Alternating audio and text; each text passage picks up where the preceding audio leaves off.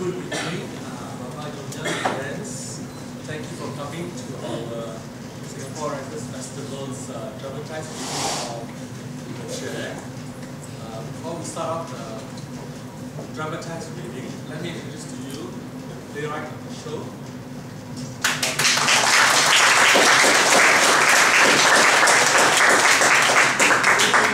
Thank you for coming down. I wrote this play about 7 or 8 years ago. At the height of all those auctions, Christie and Sotheby's auctions of the Malaccan porcelains. And I heard people say, how wonderful, the country went for $10,000, broke the $10,000 mark. And everyone was so excited about how much these porcelain pieces were getting and were worth. And then I heard people laughing and joking and said, I better go and dig up my grandmother's cupboard and see if I need more inside. And I thought, it's quite sad because it misses the whole point. You know, it's looking at it at the monetary value of the object, and nobody bothered to ask questions about where they came from, how they came about, who owned them, what lived around them. These pieces had stories, and the stories were actually more important than how much they were worth at the auction house, right? So I started digging into the history of the Peranakan and all that, and I said, okay, I'm going to write a piece about a piece of antique that survived 5 generations, and just made up stories around it. And the story is actually based on actual preoccupations of Peranakan families. Like for example, when they turn from Taoist to Christian, just take it like, oh yeah, some of them will get this out there. But it did create a lot of ruckus in the family. There was a lot of issues that were involved in all these things. So I will just put all of that together into one story, and I hope you'll enjoy it. Thank you very much. After the show, there's a Q&A session. So those who are interested can stay back, and then we will answer your questions if you have questions about how it's written or what was done. Okay, thank you.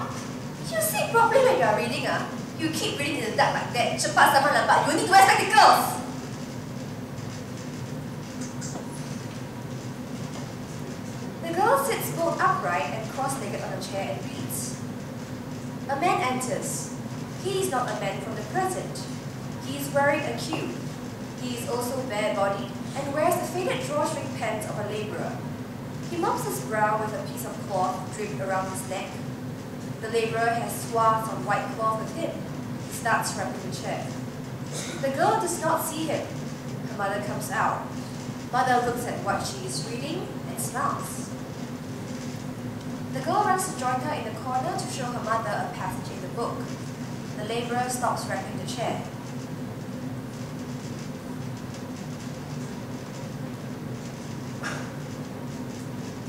In 5 days, this ship leaves Fujian province with precious cargo. They said that they're going to Malacca with specially ordered goods for a wealthy man. So I heard that there's a lot of work in the Nanyang. I went to look for this person who was organizing this journey. Hey mister, I want to be on your ship. I want to sail with you to the land where the coconut tree grows. I'm a strong man. I will work hard. Yo, join the queue. Everyone is good, strong, hardworking. You all are running away from this place like rats because there's no work here.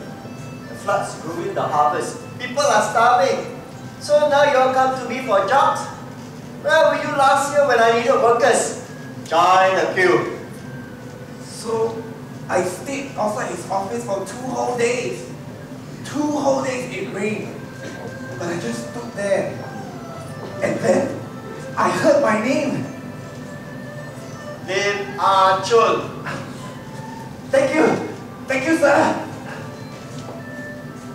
The laborer is seated on the wrapped chair. The laborer is swaying slowly, very slowly. He looks seasick. He is about to throw up, but he manages to keep it in. He looks weak.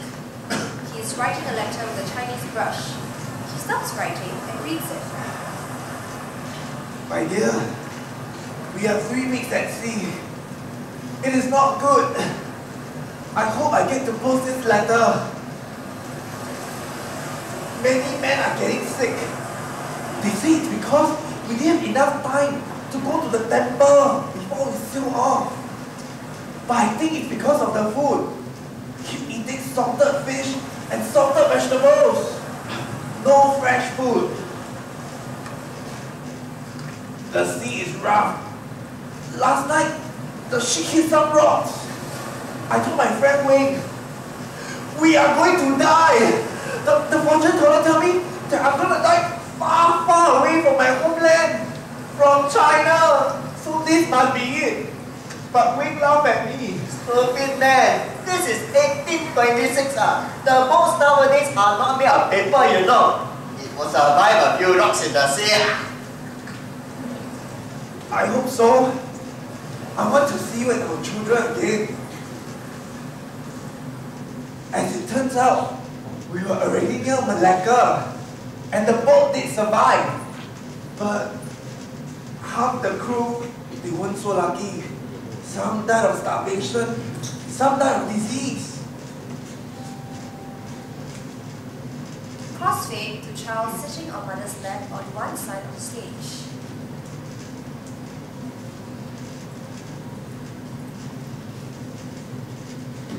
Ma, do you know, it took weeks, even months for ships to arrive from China last time. Boats were slower then. They depend on winds and tides. Okay, enough reading. Your father will be home soon. Let's get ready for dinner. Wait. It says some of the men who came married the women here. Because at that time, few Chinese women traveled so far out. Did great-great-grandfather bring his wife to Singapore? Or did he marry someone from here? How would I know? All of that happened in Malacca and we're not around. Okay, enough. Dinner.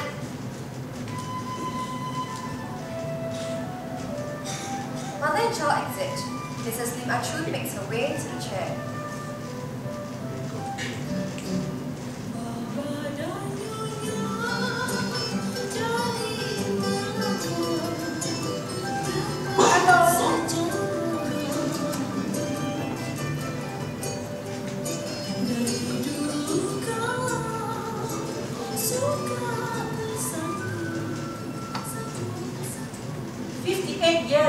Seems a young age for me to be a widow. Seems like only yesterday when I met him, my husband Lim Ah Chun. But it's more than 40 years ago already. Ah Chun was not a lucky man. Traveling from China in a ship full of valuable cargo, he survived starvation, disease, and pirates, only to be robbed the very night they arrived. Thieves broke into the warehouse and took away almost everything. As workers look at the nearly empty room, Ah Chun said, How are we ever going to pay back everything that was lost? Even if we stay back in Malacca to work, we'll spend the rest of our life paying for it. now, all the men wanted to go home to China. Never intended to stay in Malacca all their lives. So, they made do away with what's left of the cargo and ran off into the night. The rest got off with small precious things. What did Ah Chun get left with? These heavy, useless things.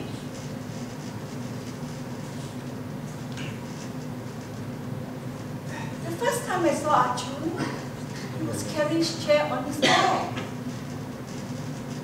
He looks strong, clean, and polite. Not like the man in my father's house. My father was a Chinese widower who ran a boarding house for laborers. I was his only daughter. I'm like a servant in a house full of dirty, sweaty men. Men wanted to come into my room when Pa was not around. So I had to keep my door closed all the time. When Arjun came by, I thought to myself, he's not bad looking. I could do a lot worse. So I decided to get to know him.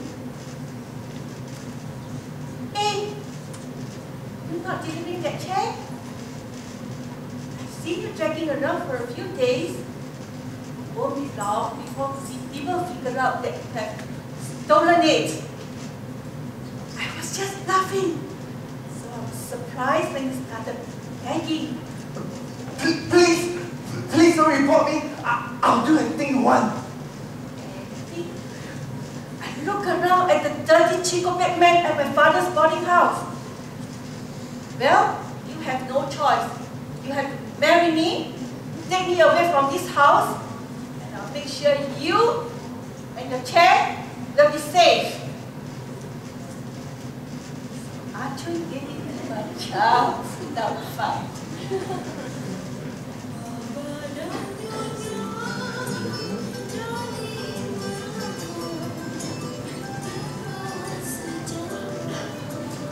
Our marriage was good. Arjun was a good man. He took care of me. Every day passed by one after another. He worked. I took care of the home. And one day, I found that I was his child. When I told him, he simply turned around and said, "Stop turning around." Well, that'll be my third one. It was only then that I knew he had a wife and 2 children in China. He never mentioned them again, and I didn't ask.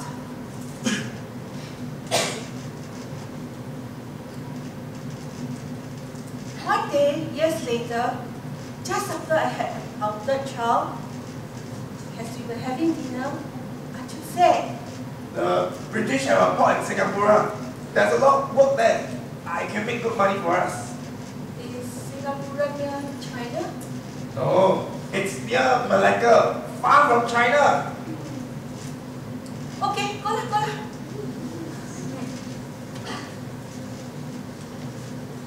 2 months after Arjun left, my father died.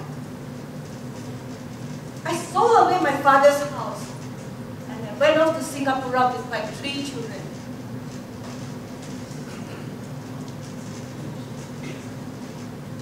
Arjun was surprised to see us in Singapore.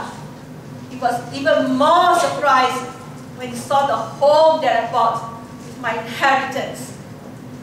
He thought that I was being rash, but I was just being careful. He could sail all the way from China to Nanyang. He could sail back all the way he came. I came to Singapore to protect my investment. She takes out an old wooden basket. Inside there are prey objects, joystick urn, joysticks, etc.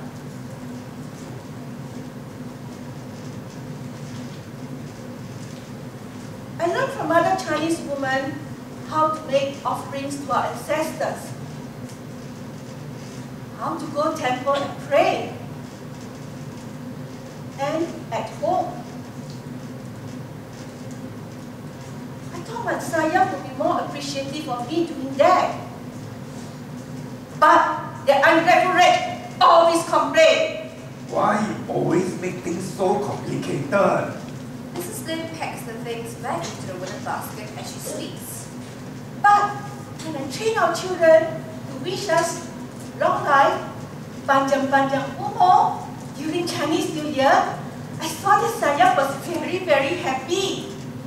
He smiled and said to me, That was very well done. it was the first and only time in his life that he praised me.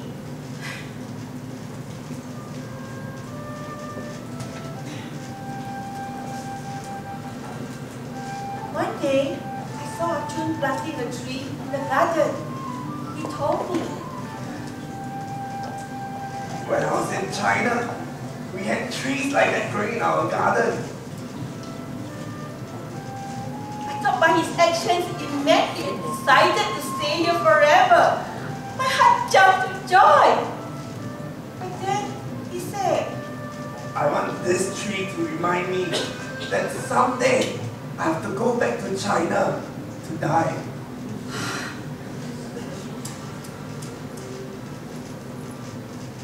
Guan enters and stands behind his mother. The tree my father planted was smaller than me when I was 7 years old. 23 years later, it is so big I can hang a swing on it for my own son to play. "Come here, Simon." My son Wong was a smart boy. He started a business and was soon able to support all of us. I moved our family to a bigger home, threw up all the old stuff. Everything except this old chair. I can afford an entire matching set of furniture. But my father was a stubborn man. He wanted to keep his chair. And he insisted on working, even though he was getting too old for it. One day, he fell while he was carrying something that was too heavy for him. I do not know what happened. Half his body seemed dead. Sise, what's wrong with him? Can you please give us some medicine to cure him? Can you please? After 2 months of being ill, my father got worse. But even though he was so sick and could hardly stand, he would sit in that chair every day and ask for the windows to be open. Guan walks to the front of stage to open the imaginary windows. One day, when we were all at home, Archie wanted the grandchildren to open the window so that he could look outside. He said,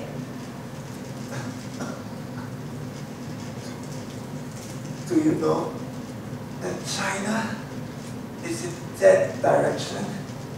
he pointed to a place far, far away behind the tree. Then, his head sunk to my shoulder. He was still holding my hand. He died. Mrs. Lim Archer looks far, far away where Archer was pointing. Sadly, she picks up the wooden basket and exits. Lights cross-street to Guan who comes out to the stage front. When people ask me what my father, Lim Archer, was like, I always tell them, I don't know. He was my father. Asian fathers never talk much to their sons. They give orders, they don't talk. So when my father realized that he was dying, he called me to his room, gave me my orders. Son, you only have one boy. Make sure he's properly married.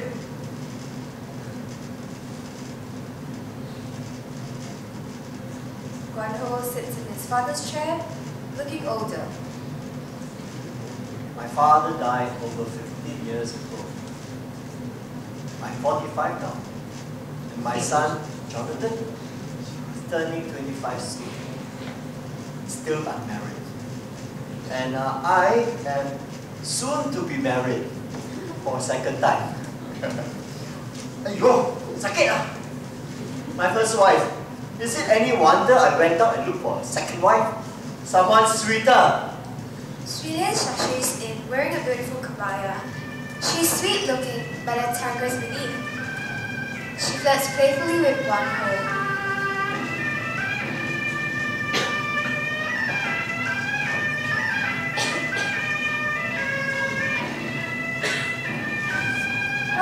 I admit, I'm a troublemaker. Actually, Wong came to my father's home to look for a bride for his son.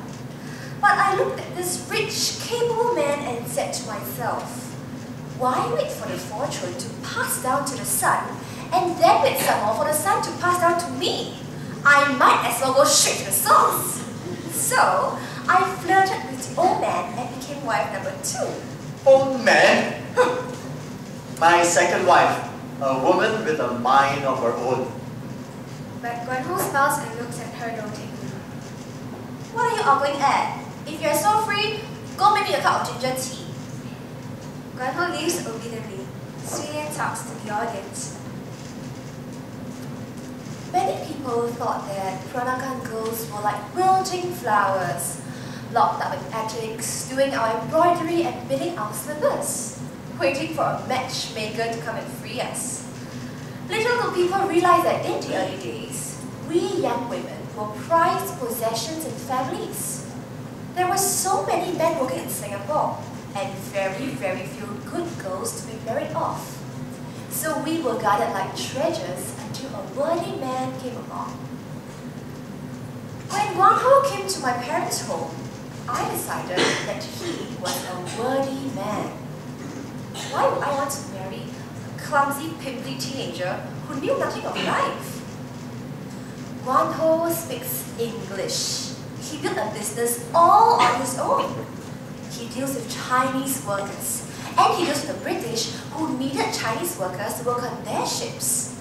He makes deals with gangs that control all the workers on the riverfront, and he was getting a cut of all the trade that was going in and out of port. They didn't call him the godfather of the Singapore River for nothing, you know. Going to sit immediately on the chair, like the lady of the house. And since he accidentally put his child in me, the family had no choice. I was only 17 then, and Guan Ho would have looked really bad if a convent girl accused him of taking advantage. After all, I was from a good family too. They hashed it up. He married me. And the first wife... Sui Lian smiles at the memory. She gets up and mimes serving tea to the first wife. The cup is not accepted. Oh, she refused to accept the tea I served her at our solemnization ceremony. I smelled sweetly and looked hurt. I could imagine people saying to themselves, no wonder Guan Ho married this pretty, delightful one. His old lady is so grumpy and ungracious. But nobody knew the real reason why she was grumpy and ungracious. The real reason was that my wedding croissants were bigger than hers were than when she married Guan Ho. Much, much bigger. And made of beryllium too, not itan like hers were. The old man was a lot richer by the time he married me, and he was most generous to me. Chorus fades to Jonathan Lim standing at the corner of the stage. After he found a wife for himself instead of me, my mother did not trust my father to go wife hunting for me anymore. She got endless matchmaker to help out. But because I was the eldest son of the wealthy Mr. Lim Guan Ho, my mother felt that no woman was good enough for me. If it were not for my father's second wife, I would not have gotten married after all. It was she who introduced me to her friend's daughter. Her name was Evelyn. And she was educated in a convent. She spoke with the loveliest accent and sang with the loveliest voice. She had dark, glossy hair that wounds itself down by.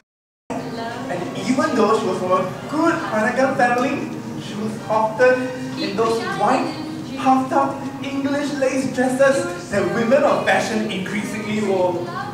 My mother was mortified that someone that woman had introduced to me had become such a good match for me. So she doubled her efforts and introduced a whole harem of women. But Love is love. And you can't deny it when Cupid's arrow strikes. I was in love, and so was she. Her family really liked me. And my family, they hated her. Evelyn was Christian and should only marry me if I converted. My mother was triumphant. See what a punishment heaven has sent us to that woman? She has taken your son away with a Christian. My mother said the word Christian as if it was a disease. My parents railed at me. They told me that they were going to die and remain in the 18 gates of hell because they won't have descendants to send them out properly or to make offerings when they're gone. Jonathan falls to his knees in front of the chair. I cried and I pleaded. I promised my father I would never fail to do my duties as a son, even if I got married in a Christian church. My father just sat in the chair and he looked at me.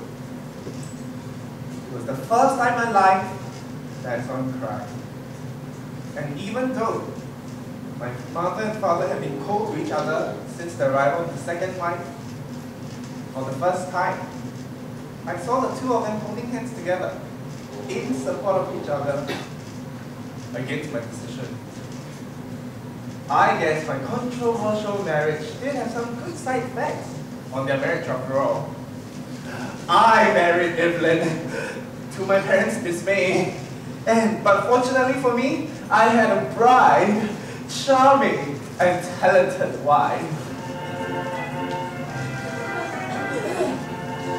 It took years, but she managed to win over my parents' heart eventually, even though, as they often reminded each other, that she was a Christian.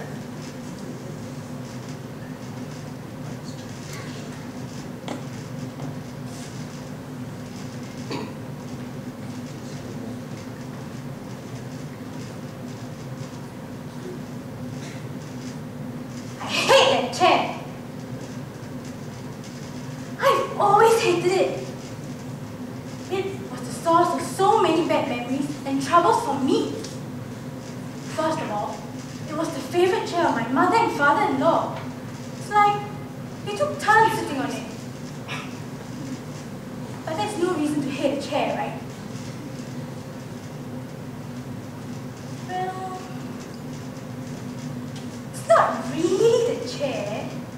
It's just the memory of seeing them always stiffen themselves, ramrod straight whenever I walked into the room. And they would slightly, very slightly, turn their body away as I came in, as if I was a bad smell or something. I knew they didn't agree with my religion, but what was wrong with being a Christian? I hated all those idols in our house that the two old fogies prayed to, and all that dust from the joss sticks.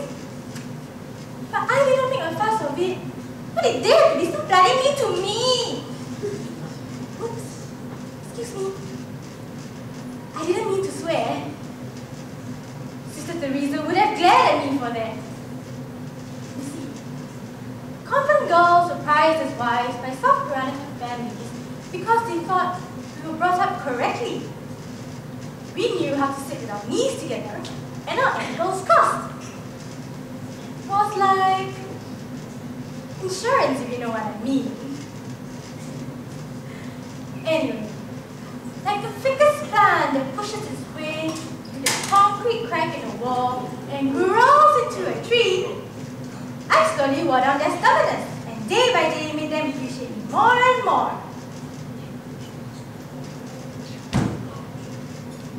Ma, you look tired. Come, let me tumble your bag for you.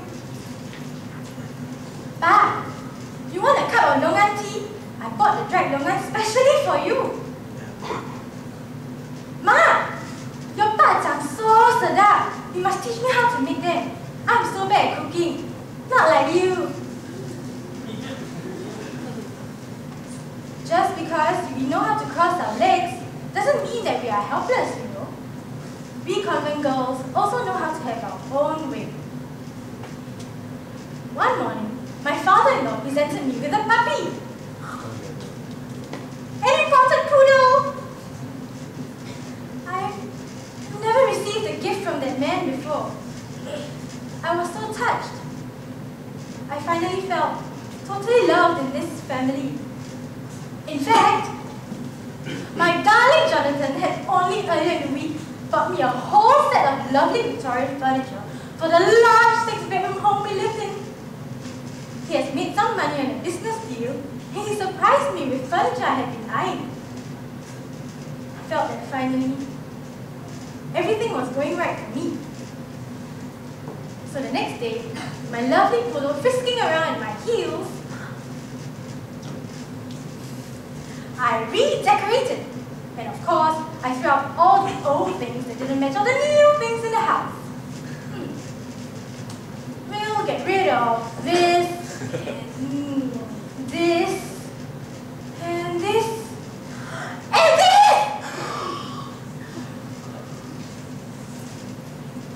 How was I to know you were a family heirloom? How was I to know that some ancestor of Jonathan's carried it on his back into his matrimonial home all the way from China? The old man and old woman threw up such a fuss.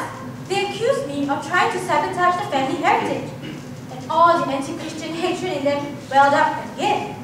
And this time, Jonathan was on their side. I had to chase the Karanguni man all the way half across town. I sold him the chair as junk, and now I had to buy it back from him as an antique 1 day later. The sounds of sirens, red lights come on, and then looks around, confused, shocked. The sounds of pandemonium and marching feet. Jonathan runs in, and then runs out, panic, crying. Oh my God! Oh my God! What's happening?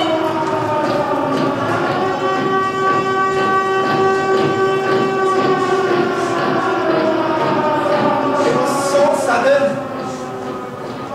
It was unthinkable.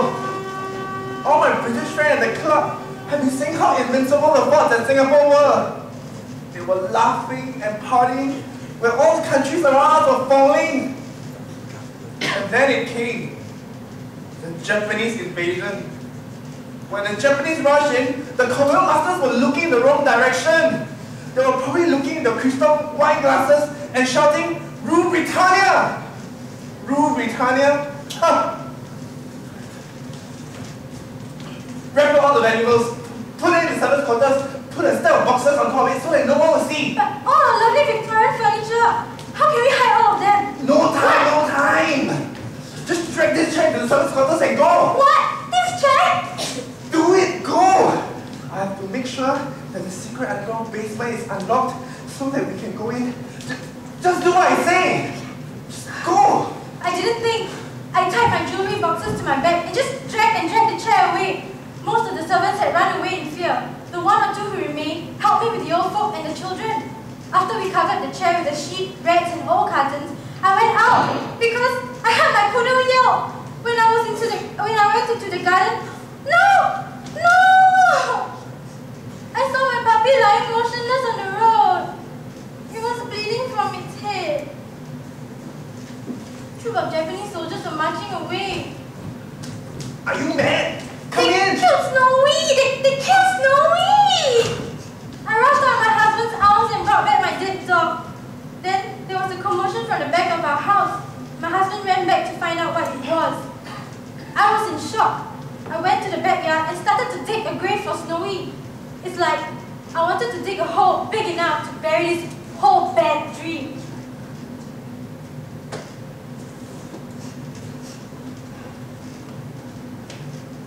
Jonathan was the... I saw a Japanese officer and 6 soldiers, and my husband tied up. The officer wanted to know what I was doing. I showed him Snowy's dog collar. Woof woof! The officer did not believe me. And he made me dig all the way down again to show him. Only when he saw Snowy's dead body did he believe me. At that point, I really hated them. I hated them with all my soul. What did we ever do to them? For them to do this to us? Not finding any buried treasure angered the officer. They dragged Jonathan away, tied him up, and locked him in the bedroom of the main house. They made me go back to the servants' quarters where the rest of the family were hiding. They ripped everything apart. And they found the old chair. At first, they thought they had found where we hidden the valuables. But when they tore up the old cartons and rags, they found nothing. Where is money? Gold. Other soldiers came and took everything away. We have nothing. Nothing. You tell me where is money? No money. All gone. All taken. You did not tell me.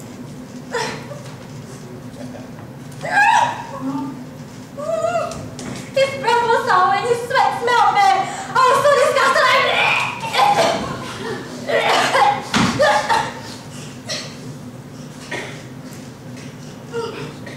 No money!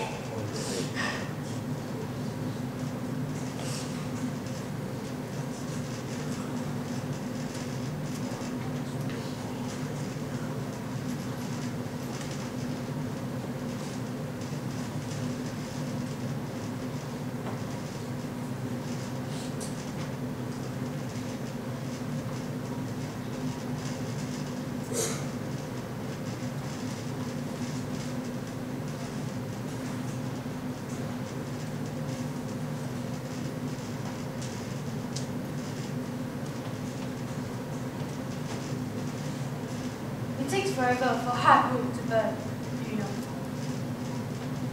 But I sat there, alone, for a whole hour, and watched the chair burn, till there was little left but charred pieces of bread.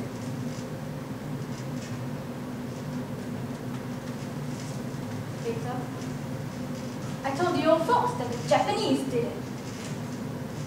They stayed in our home for 2 days, ate all our food and left, taking my husband with them for questioning. I found out later that they took a lot of men who had dealings with the British for questioning. Some of them never returned. Lights fade to black on the evening. When it comes up, an older man is standing in the corner of the stage.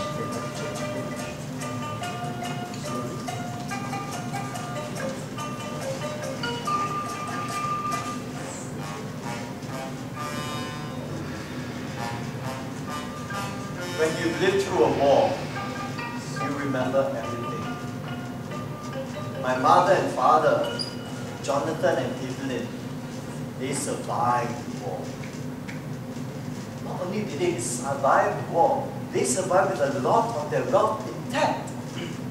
My mother used to proudly tell us, No, that poodle Snowy was a total darling. He not only saved my life, he saved the family fortune. what had happened. My mother had all her valuables and a lot of father's gold bars and cash strapped to her back while she was burying Snowy. But before she placed his body in the hole, she threw in all our precious belongings and then put Snowy's body on top of all of that. The Japanese soldiers, the officer, saw Snowy dead, but he didn't check under Snowy's body. We owed Snowy our family fortunes. In fact, it was precisely because of that stashed fortune that mother was able to bribe people to free father. We heard that many people in his camp didn't survive the interrogation. I was only a little boy then. But these things you remember. You remember everything. 1945, 1981, 36 years. But it all seems like a blink. All these younger people below 30 years of age, they seem so different. I envy them so much. They have never seen war, so they can afford to be bright, confident, hopeful. My generation is the lost generation. We never know what's happening. When the British were here, it was, we were all trying to be British, old boy. And when the Japanese were here, it was Ohayo gozaimasu. We were forced to learn Japanese. And now, it's 1981. You would think we could just go back to the good old days before the war. But what do I see? Posters saying, if you are Chinese, speak Mandarin. What sort of a campaign is that? I don't need a campaign to tell me if I'm Chinese or not. We Peranakans of old, we know more, practice more culture, know how to address each family, each generation. We know more culture than these Mandarin spouting youths of today. If you are Chinese, speak Mandarin. What do you mean? I am not Chinese? I am pure Peranakan Chinese and proud of it. Lights black out on Jonathan Jr., lights up on Dr. Aaron Lim.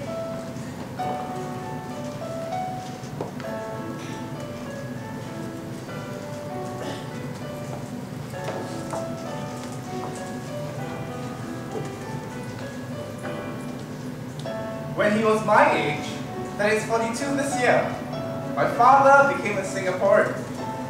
He had been a proud subject of the British Empire, Malaysian, always a Peranakan, and then he became a Singaporean. I'm not sure what it meant to him, but he passed away at 77. He didn't know politics, but my father was damn sure who he was. Me? Sometimes I'm less sure. The other day, I walked into my daughter's room. She's having her university holidays. She cannot speak a word of Baba Patois, but she's beating slippers. Honestly, her slippers are not as nice as Granny's, but I told her that it's beautiful. It's not a lie, it's encouragement. My wife is not Peranakan, although she wore the kebaya on the day that we got married. Her recipes are not like mom, but they get better each day. They grow in love. My younger daughter is asking me many questions about her grandparents. I'm really too busy to answer them. So once in a while, I'll bring her to a coffee shop in Katong, and I try to remember and answer all her questions. You see, you can see our culture as half gone or half remaining. I think a lot more these days. I tell myself, when our ancestors came, they had to rebuild their everything all over again. If you're truly Peranakan, you will never be afraid to start again. Ah, this old church. I know you all are saying, but it was burnt, wasn't it? Let me tell you the secret. This chair was burned and destroyed during World War II. Not by the Japanese soldier, but by my grandmother. Because she had so much bad memories that she did burn it. But when my grandmother realized that my grandfather is going to be released from camp, she went through pains to have another chair made. She was an artist, my grandmother. She drew out a chair, sold a lot of her jewelries, and had an exact replica made. Well, when my grandfather was released from camp, his eyesight was really poor. So he didn't know that this is a new chair.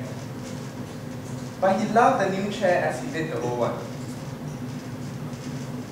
I said, but Grandma, this is not the same chair that great-great-grandfather brought down from China.